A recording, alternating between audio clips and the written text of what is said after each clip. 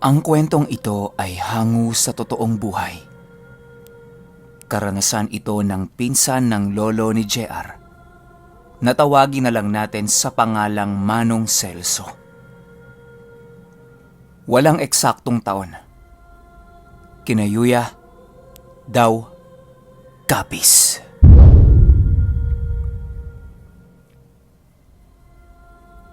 Itong mga panahong ito, nasa edad 13 pa lamang si Lolo Celso.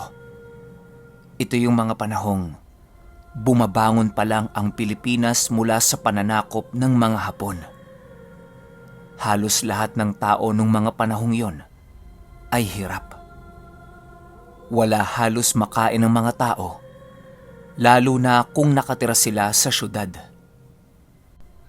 Pero kung sa mga bundok naman sila titira, ayos lang.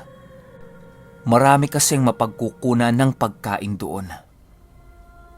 Mga sariwang ligaw na halaman at mga bungang kahoy. Sa murang edad, namulat na si Lolo Celso sa mga ganitong gawain. Yung mga hanap ng pagkain sa gubat, mangahoy at mangaso. Hindi niya hinihiwalay sa kanya yung panang ginawa ng tatay nila. Panganay kasi siya sa 8 magkakapatid. Kaya siya lang ang laging katuwang ng tatay niya sa mga ganitong gawain. Nga pala, si Lolo Celso ay hindi kasama sa hanay ng aming angkan. Wala siyang dugong manggagamot o babaylan. Dahil ang sa linya namin, sa mother side ni Lolo. Nanggaling ang naging kaugnayan nila ng lolo ko sa father side. Pero kargado naman siya ng mga mutya, baon at trabungko. Isa sa mga mutya niya ay ang sanga ng buhay na dalakit. Ako mismo ang magpapatunay nito. Nakalagay ito sa isang selyadong pahabang bote na kasing laki lang ng hinlalaki, mga 3 inches ang haba. At kitang-kita ko na kulay berde ang mga maliliit na dahon nito. Hindi rin ito mabuksan kaya masasabi kong hindi niya ito pinapalitan. Yun lang din yung nakunan ko ng picture kasi nung nilabas niya ito at ipinakita sa akin, parang ipinako ang mga kamay ko. Hindi ako makakilos. Ang kakayahan nito ay magkulong o magpako ng anumang elemento kahit mortal. Pag ginamit mo ito, agad nitong igagapos ang kaluluwa. Isa pa sa bertud ni Lolo Celso, ang nakabaong itim na diamante sa likod niya.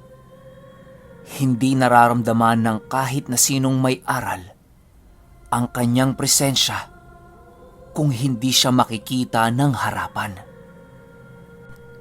Ilan lang ito sa mga gamit ng Lolo Celso ko. Minsan isang araw, habang nag-iipo ng kahoy, aksidenteng nabagsakan siya ng malaking sanga na ikinamatay niya. Pero ang ikinagulat ng lahat ay nabuhay itong muli. Makalipas ang 7 araw siyang patay. Hindi na nila pinaembalsamo kasi wala namang malapit na embalsamador sa kanila eh. Nasa tuktok kasi sila ng bundok. Nakahiga lang siya sa banig at balot ng puting kumot. Pinagtataka ng lahat ng kaanak nila kasi hindi nangangamoy ang bangkay niya. Sa halip, naglalabas ito ng kakaibang bango na parang bulaklak ng ilang-ilang. Kaya isinangguni nila ito sa nanay ng Lolo Carpio ko. Antayin niyo ang paggising ni Celso. May kasama siyang babalik. Maghanda kayo ng piging. Nakangiting sabi ng nanay ng Lolo Carpio ko. Piging? Bakit naman po, Nanang Guyang? Sino ba ang kasamang babalik ni Celso? Tanong ng tatay nito. Isang makapangyarihang nilalang. Pagkasabi nito, agad na itong nagpaalam na uuwi. Fast forward tayo. Ikapitong araw ng lamay. 6:00 na ng hapon. Hindi pa din nagigising si Lolo Celso. Yun kasi ang sabi ng Lola Guyang. Nakatingin silang lahat sa bangkay ni Lolo Celso at naghihintay na kumilos ito o bumangon. Pero sa halip umihip ang hangin ng napakalakas at nilipad ang kumot na nakatakip sa bangkay ni Lolo Celso. Saksing buhay ang lahat ng naroroon nang liparin na parang alikabok ang bangkay.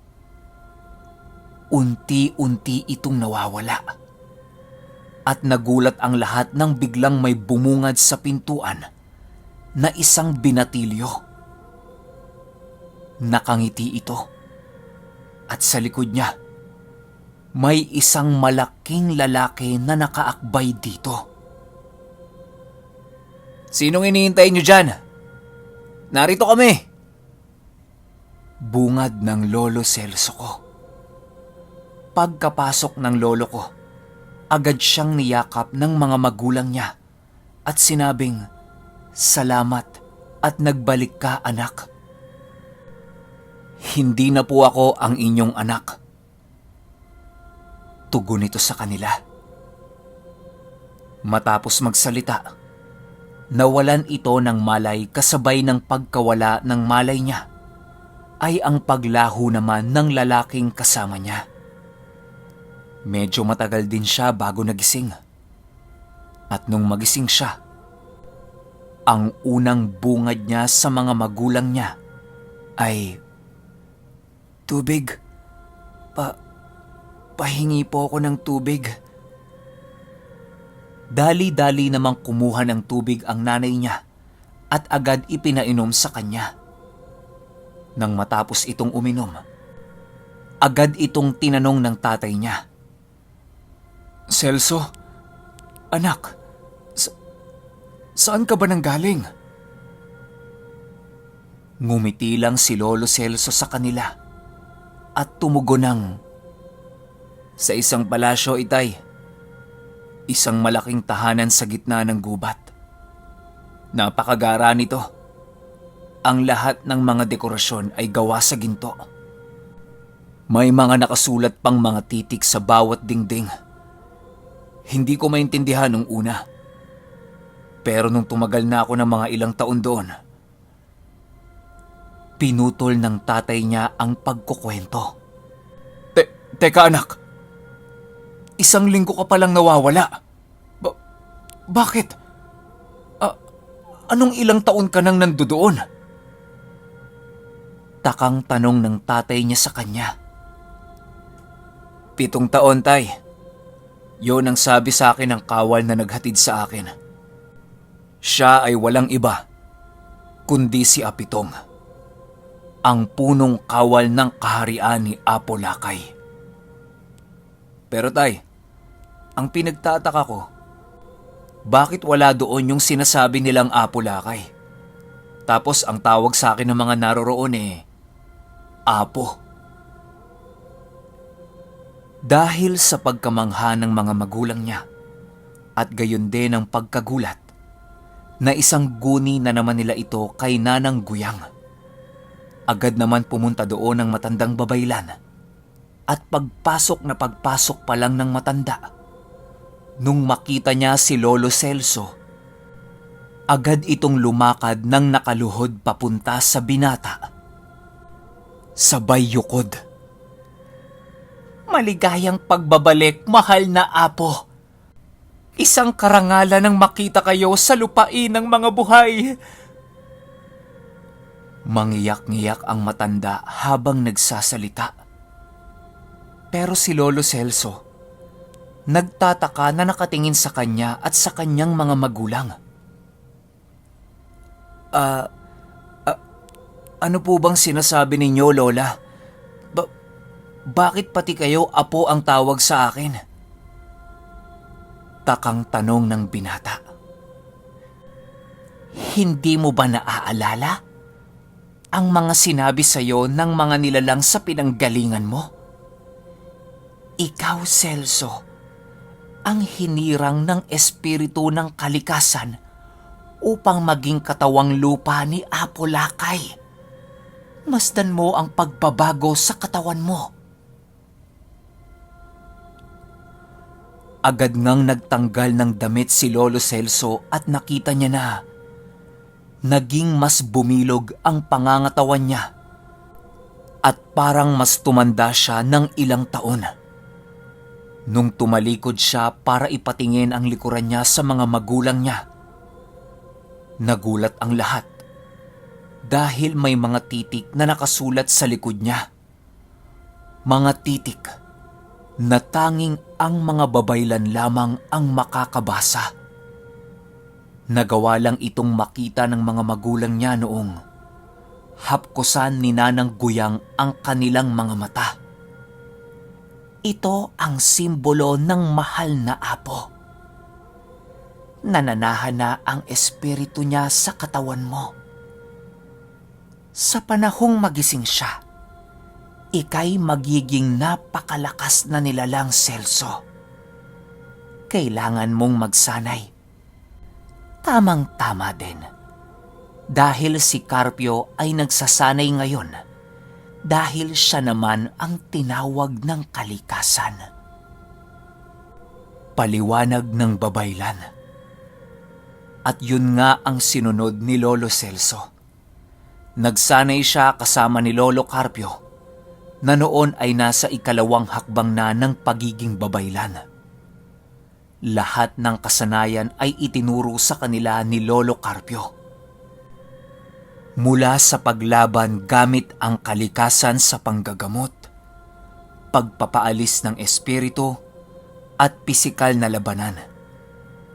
Naging maganda ang bunga ng pagsasanay na ito.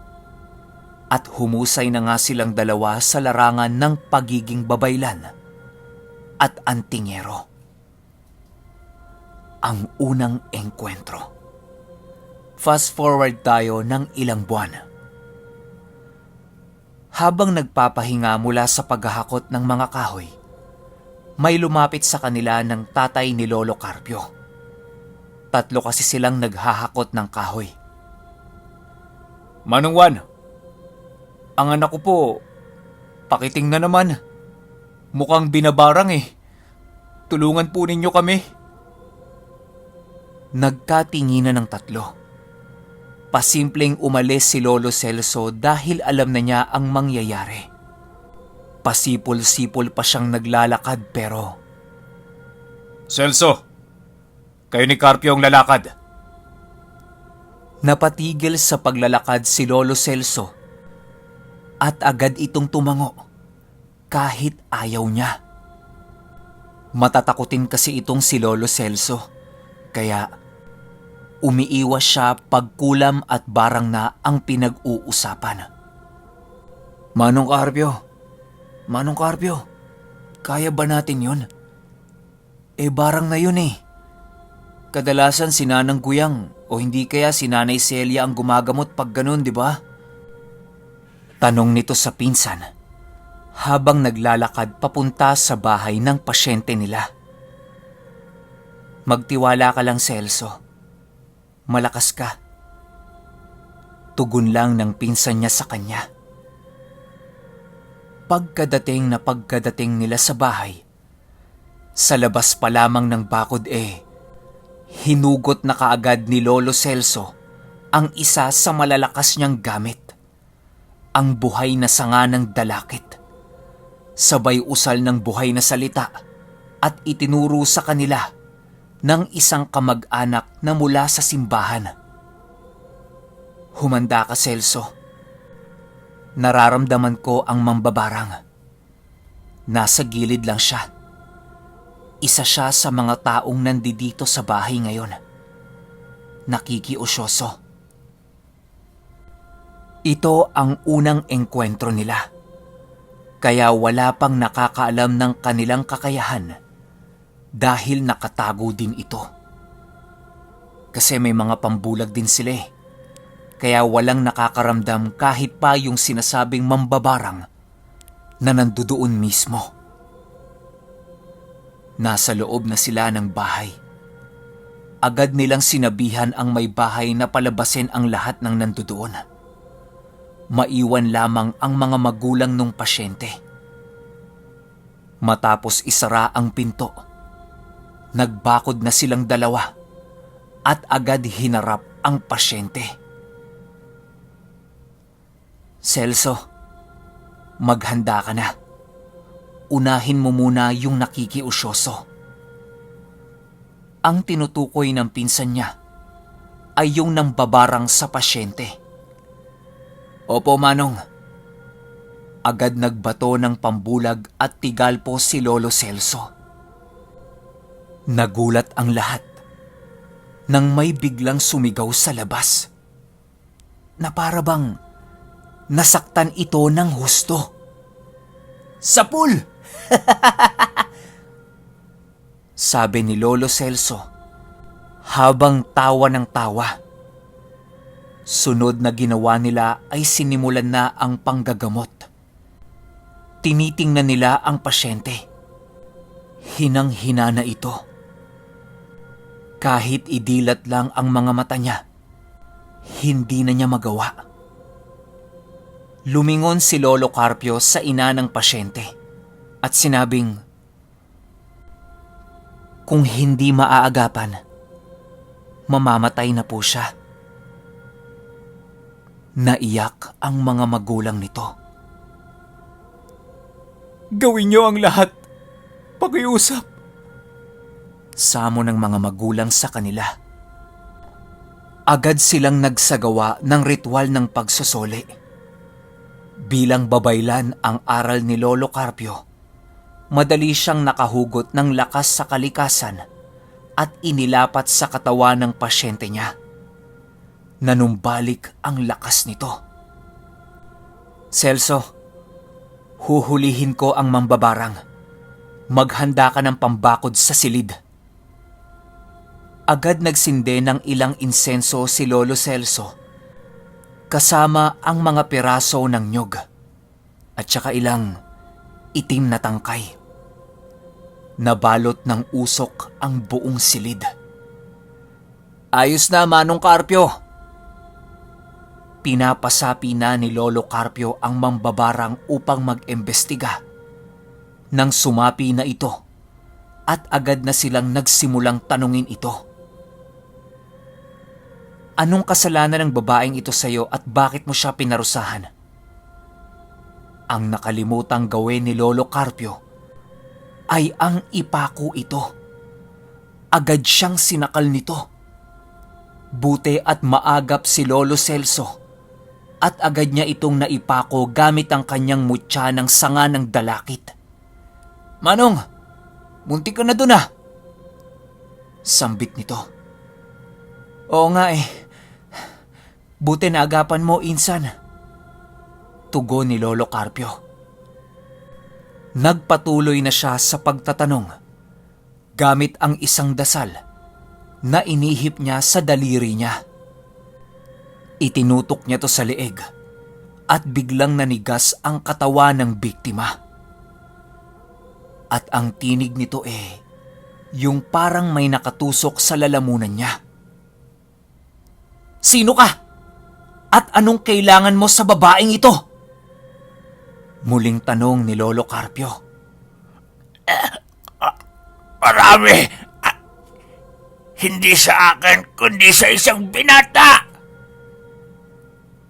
Sagot ng sanib dito. Sinong binata? At anong dahilan bakit niya ipinabarang ang babaeng to? Muling tanong ng Lolo Carpio ko dito. Ngunit halip na sumagot, nagulat silang lahat ng nasa silid nang bigla na lang tumalsik ang ama ng pasyente sa pader. Animoy may humampas dito na isang napakalaking tao. Nilapitan ito ni Lolo Celso. Ano hong nangyari? Ayos lang po ba kayo? Hindi pa man sumasagot yung lalaki. Sumigaw si Lolo Carpio ng, "Ipako mo yan, Celso! May sanib na rin yan!" Agad namang gumawa ng ritual ng panggapos itong si Lolo Celso. Nang bigla na lang, tumawa ng malakas ang tatay ng biktima. Magaling! Mahusay ka na talaga, Carpio! Nagulat silang lahat. Dalawang may sapi ang nasa loob ng silid. Hindi na nagdalawang isip pa si Lolo Carpio. Agad niyang ginilitan ng leeg ang mambabarang at hinarap ang isa pang may sapi. "Sino ka? Magpakilala ka!" Okay, tuloy kagad natin yung part 2. Yun lang. Salamat.